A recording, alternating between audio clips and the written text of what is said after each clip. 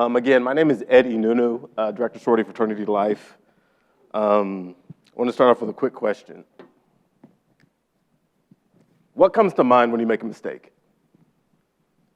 Blunder, an error, mistake, what comes to mind? I'm not talking about leaving the keys in the ignition of your running car as you run into the gym. I can neither vouch whether that was me or not, but a mistake, an error, a blunder. What about if that mistake speaks to your character? Speaks towards who you are, your profession. What do you do in that space? What comes to mind? What if that mistake is harmful?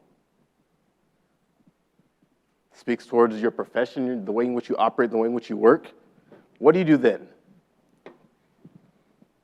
Our group wanted to address cancel culture, the notion of silencing extremism or asserting of values.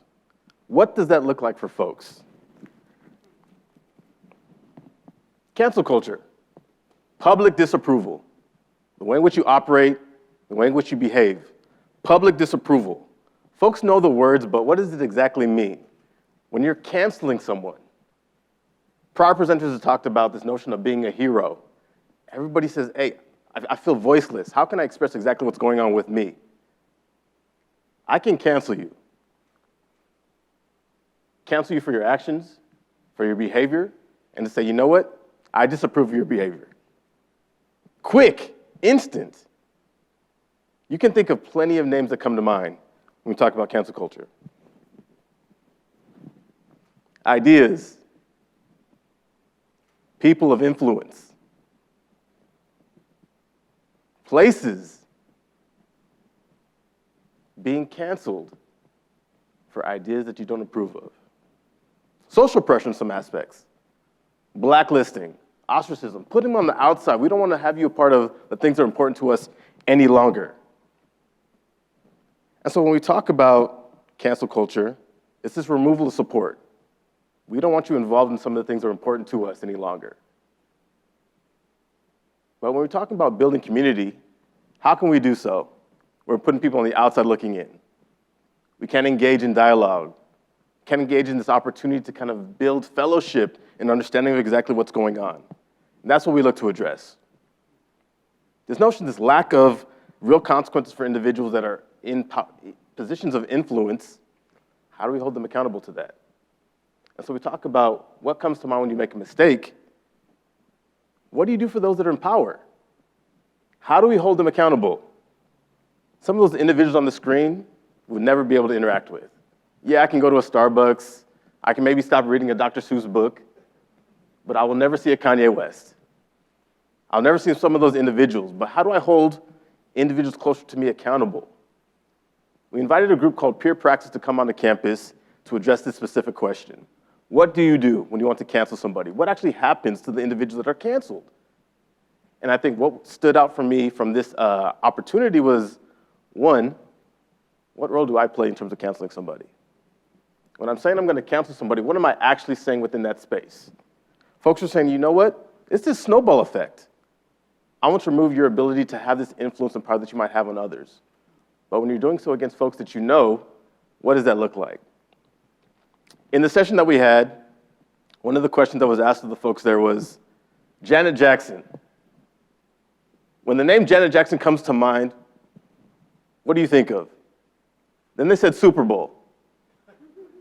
And for most folks, it's like, oh, yeah, I know exactly what you're talking about. Being removed from the Grammys, being removed from the ability to perform, what comes to mind with that?